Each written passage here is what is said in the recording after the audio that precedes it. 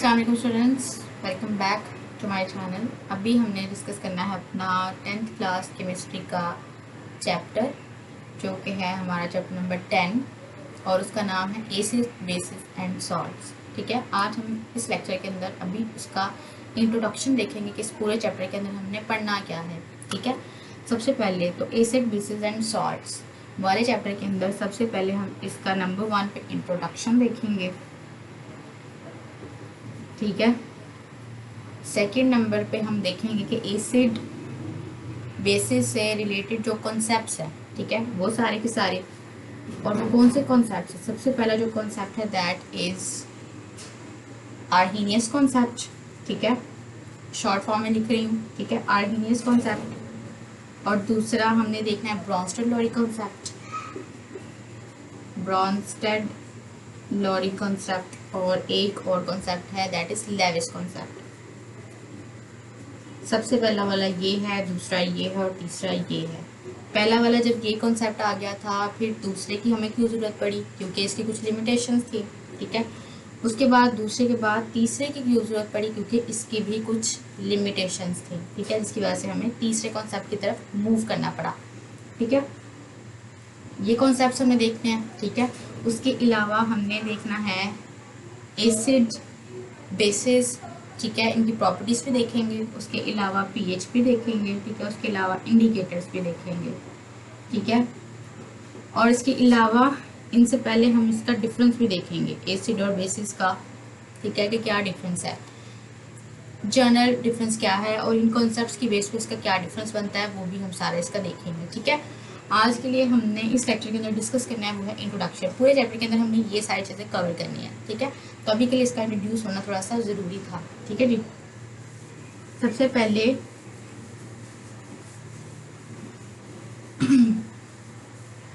Introduction में सबसे पहली बात तो इस चैप्टर के अंदर एसिड बेसिस एंड सॉल्ट्स की ही बात होनी है। ठीक है, सबसे पहले तो बात हमें ये पता होनी चाहिए एसिड बेसिस एंड सॉल्ट्स हैं क्या। ठीक है, ये बेसिकली क्लासेस हैं। ठीक है, बेसिकली आप जिस तरह से क्लास कह सकते हैं ना, जैसे कि 9th क्लास होते हैं, 10th क्लास होती है, उनके कई सारे सेक्शंस बना दिए जाते हैं, A section, B section, C section, या फिर कई स्कूल्स में जो है वो कलर्स के नाम से रखे जाते हैं, जैसे कि ये 9 पिंक है, 9 ब्लू है, 9 इस तरह से। ठीक है, या फिर 9 ग्रीन है, इस तरह से जो है वो नाम रखे जाते हैं, लेकिन क्लास तो एक ही होती है। ठीक है, तो acid basis and salt basically ये क्लासेस हैं जिसमें आपके जितने भी ऑर्गेनिक और इनऑर्गेनिक कंपाउंड्स हैं उनको क्लासीफाई किया जा सकता है। ठीक है, ये क्या है जी? These are the classes. ठीक है, जिसमें हम लोग क्या कर सकते हैं, classify all organic and inorganic, organic और इनऑर्गेनिक कंपाउंड्स को क्लासीफाई किया जा सकता है। ठीक है, उसको हम लोग एसिड बेसिस एंड सॉल्ट्स कहते हैं। ठीक है जी, यानी कि इसमें जितने भी तरह के ऑर्गेनिक हैं, ठीक है, और इनऑर्गेनिक है। अब ऑर्गेनिक क्या है और इनऑर्गेनिक क्या है, चैप्टर 1 में हमने ऑर्गेनिक और इनऑर्गेनिक की डेफिनेशन की हुई है। ठीक है, लिविंग से रिलेटेड और नॉन लिविंग से रिलेटेड। ठीक है, ठीक है जी, और उसके अलावा ऑर्गेनिक में हमने ये भी पढ़ा हुआ है कार्बन हाइड्रोजन से मिलकर बनने वाले कंपाउंड और इनऑर्गेनिक जो इनके अलावा होते हैं। ठीक है, तो ऑर्गेनिक और इनऑर्गेनिक जितने भी तरह के कंपाउंड्स होते हैं वो सारे के सारे, ठीक है, हम क्लासीफाई कर सकते हैं। ठीक है जी, in acid basis and salts की बेस पे। ठीक है, यानी कि इन सारे कंपाउंड्स को हम क्लासीफाई कर सकते हैं एसिड बेसिस एंड सॉल्ट्स में। ओके जी, अब इसका इंट्रोडक्शन में ये बताता है कि अब जाहिर सी बात है, इनका हमें कैसे पता कि कोई चीज़ एसिड कैसे है, कोई चीज़ बेस कैसे है, कोई चीज़ सॉल्ट कैसे है। ठीक है, जैसे कि हमें ये भी नहीं पता था कि मैटर होता है। ठीक है, मैटर का हमें पहले मैटर का पता चला। ठीक है, फिर हमने देखा, हमने और सोचा कि मैटर के अंदर भी कुछ होता होगा, फिर हम एटम तक पहुंच गए। ठीक है, इंडिविजुअल पार्ट ऑफ मैटर तक। ठीक है, फिर हमें पता चला कि एटम के अंदर भी कोई चीज़ है क्या, तो फिर हम उसके सब पार्टिकल्स तक पहुंच गए, इलेक्ट्रॉन, प्रोटॉन और न्यूट्रॉन के ऊपर। ठीक है, इसी तरह से हमें एसिड बेसिस एंड सॉल्ट्स का भी पता चला, जब हमें पता चला कि यहाँ पे ऑर्गेनिक भी हैं और इनऑर्गेनिक भी हैं। ठीक है, तो अब इसमें ये बेसिकली क्लासेस है ना एसिड बेसिस एंड सॉल्ट, जिसको हम इन सारे ऑर्गेनिक और इनऑर्गेनिक में क्लासीफाई कर सकते हैं। ठीक है, तो इनमें से अब इन कंपाउंड में से कुछ एसिडिक होते हैं, कुछ बेसिक होते हैं। ठीक है, और कुछ जो होते हैं वो सॉल्ट्स होते हैं। ठीक है, तो इन पे जो काम शुरू किया था हमारे यहाँ के बहुत मशहूर साइंटिस्ट, ठीक है, जिनका आपने नाम सुना होगा, जाबर बिन हयान, मुस्लिम साइंटिस्ट थे। उन्होंने सबसे पहले क्या तैयार किया था, HCl, HNO3 और H2SO4। ठीक है, जाबर बिन हयान ने क्या तैयार किया था, HCl तैयार किया था, HNO3 तैयार किया था और H2SO4 तैयार किया था। ठीक है, यानी कि इसने लैब के अंदर ये सारे जो एसिड्स हैं वो तैयार कर लिए थे। ठीक है, अब इसके बाद यानी कि इसने ये काम किया था आपका जी, नाइट्रिक एसिड ये सबसे पहले इसने तैयार किए थे। उसके बाद फिर उसने क्या किया था, 1787 में एक और जो है वो 1787 में लिवॉइजर आया था। ठीक है, स्पेलिंग वगैरह मिस्टेक हो सकता है बच्चों, आप लोग करिएगा ज़रा। लिवॉइजर यहाँ पे आ गया था और यहाँ पे लिवॉइजर आया था। ठीक है, और उसने क्या किया था जी, उसने हमें कहा था कि जितने भी ऑक्सीजन के बाइनरी कंपाउंड्स होते हैं ना, ठीक है, बाइनरी कंपाउंड्स का मतलब क्या है कि एक ऑक्सीजन तो मस्ट होगा। ठीक है, क्योंकि ऑक्सीजन के बाइनरी कंपाउंड बता रहे हैं, तो ऑक्सीजन तो मस्ट होगा। ठीक है, साथ में उसको कोई दूसरा जो है वो लगा होगा एलिमेंट। ठीक है, तो दोनों मिलकर जो कंपाउंड बना रहे होंगे उसको हम ऑक्सीजन का बाइनरी कंपाउंड कहते हैं। इसने कहा था जी ऑक्सीजन के जितने भी बाइनरी कंपाउंड हैं वो सारी की सारी क्या हैं, एसिड्स।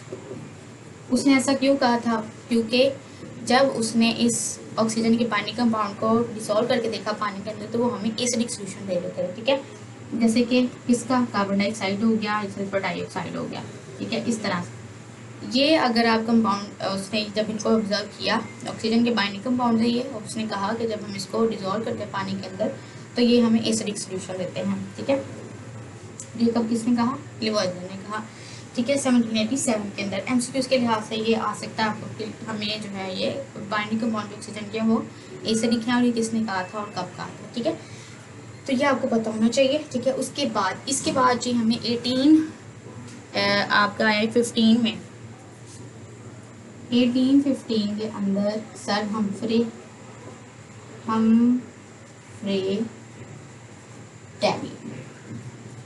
हम्फ्रे डेवी साहब आए थे। ठीक है, हम्फ्रे डेवी ने क्या किया था, हम्फ्रे डेवी ने हमें ये कहा कि अब कुछ ऐसे भी एसिड्स होते हैं जिसके अंदर ऑक्सीजन नहीं होती लेकिन वो एसिडिक नेचर शो करते हैं। ठीक है, वो एसिडिक सोल्यूशन हमें देते हैं। तो इस बात से हमें ये पता, इसने ये बात कह दी कि अब कई सारे कंपाउंड ऐसे होते हैं, ठीक है, कई सारे एसिड्स ऐसे होते हैं जिसमें ऑक्सीजन नहीं होती लेकिन वो एसिड है। ठीक है, जैसा कि फॉर एग्जांपल उसने कहा HCl है। ठीक है, और इसने ये कह दिया कि जो एसिड है ना उसका मेन कंपोनेंट ऑक्सीजन नहीं है, उसका मेन कंपोनेंट क्या है, ये हाइड्रोजन। ठीक है, कि जो हाइड्रोजन है वो मेन कंपोनेंट है जिसके बेस पे हम किसी भी चीज़ को एसिड बोल सकते हैं। ठीक है, कि क्योंकि जब हम आगे चलेंगे तो हम एसिड ज़्यादातर प्रोटोन की ही बात करेंगे। ठीक है, कि प्रोटोन जो है वही एसिडिटी की वजह है। ठीक है, ऑक्सीजन नहीं है। सही है, तो ये हमें 1815 में इसने बताया। ठीक है जी, उसके बाद हमें फिर क्या पता चला, ठीक है जी, उसके बाद फिर हमें ये भी बात पता चली कि जो ऑक्साइड्स होते हैं ना, मेटेलिक ऑक्साइड, जैसे कि आपके पास आ गया सोडियम ऑक्साइड हो गया। हम थर्ड चैप्टर में बहुत अच्छे तरीके से 9th क्लास में पीरियोडिक टेबल वाला कि कौन सी मेटल्स हैं और वो जब ऑक्सीजन से मिलते हैं मेटेलिक ऑक्साइड्स बनाती हैं। ठीक है, तो अगर आपने वो लेक्चर नहीं देखे तो जाकर उसको देखिए। सोडियम ऑक्साइड यानी कि मेटल ऑक्साइड है ये। ठीक है, ये क्या है, मेटल ऑक्साइड है। जब इसको हम पानी के अंदर डिसॉल्व करेंगे ना तो ये हमें क्या देगा, बेसिक सोल्यूशन दे देगा। ठीक है, क्योंकि ये बेसिक नेचर शो करती हैं आपकी जो मेटल्स हैं। ठीक है, तो ये आपको जब इसका ऑक्साइड होगा, ठीक है, सोडियम ऑक्साइड, तो ये पानी के अंदर जब डिसॉल्व करेंगे तो ये हमें बेसिक ऑक्साइड दे देगा। ठीक है, जैसे कि सोडियम हाइड्रोक्साइड इसका सेल के लिए बना देगा। तो एक ये भी बेस होगी कि ऑक्सीजन जो होती है वो एसिडिटी की वजह नहीं है। ठीक है, और उसके अलावा ये जो बेसिक सोल्यूशन बनाती हैं ये तो रेड लिटमस को ब्लू कर देती हैं। ठीक है, ये हम आगे जाकर पूरा इंडिकेटर्स वाला जो पेपर होता है ना, लिटमस पेपर, बेसिकली वो होता है रेड और ब्लू। ठीक है, तो यानी कि होता आपके पास येलो कलर का इतना सा पीएच पेपर होता है। ठीक है, लिटमस पेपर, उसको जब आप लोग एसिड में डालते हो रेड हो जाता है और बेस में डालते हो वो नीला हो जाता है। तो अगर नीला है पहले से ही, ठीक है, यानी कि अगर रेड है पहले से, तो अगर आप उसको इसके सोल्यूशन में डालोगे तो वो ब्लू हो जाएगा। ठीक है, तो ये बात यहाँ पे करना चाह रहे हैं, एक तो ये वजह हो गई। सही है, उसके बाद फिर वो हमें बताता है कि एसिड, सबसे पहला जो एसिड हमें पता चला that was acetic acid. Acetic acid, और ये किस में होता था, विनीगर में। विनीगर जिसको आप लोग सिरका बोलते हो, सिरका आप लोग खाने में भी इस्तेमाल करते हो। ठीक है, कि खाने में जो इस्तेमाल होता है वो भी सिरका होता है, ठीक है। तो उसको जब हमने देखा, क्योंकि वो काफ़ी ज़्यादा खट्टा होता है ना, ठीक है, तो खट्टी चीज़ें जो होंगी वो थोड़ा सा एसिडिक नेचर शो करती हैं। जैसे कि आप नींबू खाते हो, नींबू कितना खट्टा होता है, तो उसके अंदर भी एसिड होना चाहिए, बिल्कुल एसिड है उसके अंदर, सिट्रिक एसिड, ठीक है। इसके अलावा आपका जो दूध है, क्योंकि उसमें भी थोड़ा सा खट्टापन आ जाता है अगर वो ख़राब हो जाए, उसमें कौन सा एसिड है, उसमें लैक्टिक एसिड है, ठीक है। तो इस तरह से एसिड्स की जो है वो एक्सपेरिमेंट्स के ज़रिए से निकलते गए, डिस्कवर होते गए। अब बेसिकली ये 3 क्लासेस बन गई, ठीक है, जिनको हम इन दोनों के अंदर जो है क्लासीफाई कर सकते हैं, ठीक है। तो एसिटिक एसिड, विनीगर सबसे पहला वाला एसिड है जो इंसान को पता चला, ठीक है। उसके बाद ये हमें पता चला कि इंसान की ह्यूमन जो हम है ना, ठीक है, हमारे स्टमक के अंदर भी एसिड होता है। और कौन सा एसिड होता है, दैट इज HCl एसिड, ठीक है, जो कि आपकी जो स्टमक की वॉल्स हैं वो रिलीज़ करती हैं जब आप कोई खाना खाते हैं, ठीक है। और वो रिलीज़ होगा तो आपने जो खाना खाया है वो डाइजेस्ट होता है। अगर वो रिलीज़ ना हो तो आपका खाने की ब्रेकडाउन के लिए जो एसिड चाहिए, अगर वही रिलीज़ नहीं होगा तो आपको तो यहाँ पे फैट डिपॉजिट होना शुरू हो जाएगा, ठीक है। और कई दफ़ा ऐसा भी होता है कि आपके स्टमक से ये जो HCl है वो बहुत ज़्यादा क्वांटिटी में रिलीज़ हो जाता है, ठीक है। और जब ऐसा होता है फिर आपको थोड़ा सा अनकम्फर्टेबल फील होता है, ठीक है, आपको बदहज़मी टाइप हो जाता है, ठीक है। तो फिर आप लोग क्या करते हो, डॉक्टर के पास जाते हो, वो आपको कोई ऐसा सोल्यूशन देता है, ऐसी दवाई देता है कि आपके मैदे के अंदर जो एसिड की कंसनट्रेशन है थोड़ी नॉर्मलाइज हो जाए, ठीक है, ताकि आपका जो एसिड है वो थोड़ा सा न्यूट्रलाइज हो जाए और आपका वो क्या बना देगा, अल्कलाइन सोल्यूशन बना देगा, ठीक है। यानी कि इस तरह से न्यूट्रल सा सोल्यूशन बना देगा, ठीक है, कि एसिड ज़्यादा है उस उतनी क्वांटिटी में आपको वहाँ पे बेस यानी कि कोई अल्कलाइन सोल्यूशन, ठीक है। जैसे कि मिल्क ऑफ मैग्नीशिया पहले यूज़ किया जाता था, ठीक है, काफ़ी मिल्की सा सोल्यूशन होता है ये, जो एसिडिटी को दूर करने के लिए यूज़ किया जाता था। अब उसके सब्स्टिट्यूट में काफ़ी ज़्यादा दवाएँ आ गई हैं, ठीक है। तो ये सारी चीज़ें जो है वो यूज़ होती थी, सही है। ये एसिड वगैरह जो आपको एसिडिटी हो जाती है इसको हल करने के लिए अब तो कितने सारे ऑप्शन, इनो आ गया है, ठीक है। इसके अलावा भी कितने सारे जूसेस आ गए हुए हैं, है ना। तो सारे के सारे जो है ना, ये सारे के सारे जूसेस वगैरह आप यानी कि आपको ये पी लो तो आपकी एसिडिटी कम हो जाएगी, ये फ्रूट खा लो तो एसिडिटी कम हो जाएगी, या फिर इस तरह से कोई काफ़ी सारे मेडिसिन आ गई हैं अब तो, ठीक है। कई तरह के जो है वो बदहज़मी को दूर करने के लिए अब तो हाजमोला आ गया है, ठीक है, हालांकि वो भी खट्टा होता है, ठीक है, लेकिन वो फिर भी थोड़ा बहुत कर देता है आपको सही, ठीक है। या फिर अब तो वो कहते हैं कोल्ड ड्रिंक है, 7 अप है, वो पी लो तभी आप सही हो जाओगे, ठीक है। तो काफ़ी ऑप्शन है अब तो मिल्क और मैग्नीशिया के अलावा भी। तो समअप करते हैं पूरे के पूरे लेक्चर्स को। सबसे पहले हमने देखा इससे बेसिस एंड सॉल्ट्स हैं क्या, ठीक है, इनकी क्लासेस हैं ये, ठीक है, इनमें क्लासिफाई कर सकते हैं इनको, ठीक है। उसके अलावा फिर हमने देखा जाबिर बिन हयान ने हमें ये 3 एसिड डिस्कवर करके दिए थे, जो कि हमारा मुस्लिम साइंटिस्ट है, ठीक है। उसके बाद फिर उसने 1787 में लिवॉइजर आया, उसने कहा जो जितने भी हम एसिड हम किस कंपाउंड को एसिड कहेंगे, किसको बेस कहेंगे, तो इसकी कुछ साइंटिस्ट ने अपने अपने लिहाज से जो है वो डेफिनेशन बताई थी, ठीक है। जैसे कि लिवॉइजर उनमें से एक है। 1787 में इसने कहा था कि जो ऑक्सीजन के बाइंडिंग कंपाउंड होते हैं वो एसिड्स होते हैं, ठीक है। लेकिन फिर बाद में जो है वो क्योंकि ये एसिडिक सोल्यूशन देते थे इसलिए पानी के अंदर डिजॉल्व होने पर, लेकिन फिर बाद में 1815 में हमफ्रे डेवी आया, उसने कहा नहीं जी ये नहीं हो सकता, क्योंकि कुछ ऐसे भी कंपाउंड होते हैं जिसमें ऑक्सीजन नहीं होती लेकिन वो एसिड होते हैं, ठीक है। तो उनका हम क्या करें, तो फिर उसने कहा कि ऑक्सीजन नहीं है मेन कंपोनेंट, क्या जिसमें ऑक्सीजन होगा आप उसको एसिड नहीं कह सकते, जिसमें क्या होगा हाइड्रोजन होगा उसको आप एसिड बोलोगे, जैसे कि HCl है ये एसिड है इसलिए, ठीक है।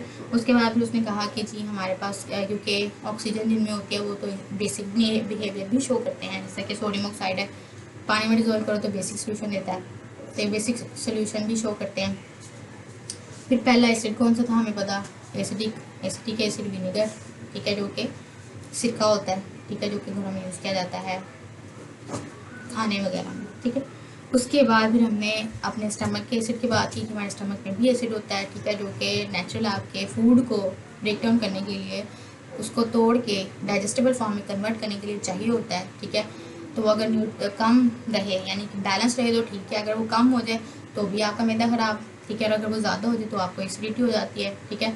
तो वो सारा हमने अभी इसके अंदर डिस्कस किया है। आई होप आपको ये क्लियर हो गया होगा कि क्या है एसिड्स और क्या है बेसिस। फिर भी कोई इशू हुआ तो let me know in the comment section, ठीक है। और बिल्कुल बच्चों कोई भी कोई क्यूरी हो आपकी तो आप पूछ सकते हैं, ठीक है। और आप सपोर्ट कर सकते हैं, ठीक है, किस तरह से शेयर करके लाइक करके, ठीक है। Thank you so much for watching. अब नेक्स्ट लेक्चर के अंदर जो है हम लोग इसको डिस्कस करेंगे कि क्या एसिड और बेस में कोई डिफरेंस है, ठीक है, तो ताकि हमें और ज़्यादा क्लियर हो जाए। यहाँ पे तो सिर्फ कॉन्सेप्ट्स बताए कि एसिड बेसिस सॉल्ट्स हैं क्या, कौन से साइंटिस्ट ने क्या बेसिस बताए थे कि हम किसको एसिड बोलें किसको बेस बोलें, ठीक है। तो यहाँ पे अभी तक हमने जो बात क्लियर की है वो यही बात क्लियर की है कि पहले तो था ऑक्सीजन को मेन कंपोनेंट माना जा रहा था एसिड का, फिर जो है वो हाइड्रोजन को कह दिया गया, लेकिन बेसिक कैरेक्टरिस्टिक्स को कहा गया है कि ऑक्सीजन अगर होगी तो वो तो बेसिक कैरेक्टर भी शो करती है, कैसे, ये जैसे सोडियम ऑक्साइड है, ठीक है। तो हम मज़ीद इसको एक्सप्लोर करेंगे इस पूरे चैप्टर के अंदर कि क्या कोई इस तरह की मेन रीज़न भी मिलती है जो इसको टोटली डिफ्रेंशिएट कर दे, तो नेक्स्ट लेक्चर के अंदर इसको ही डिस्कस करेंगे।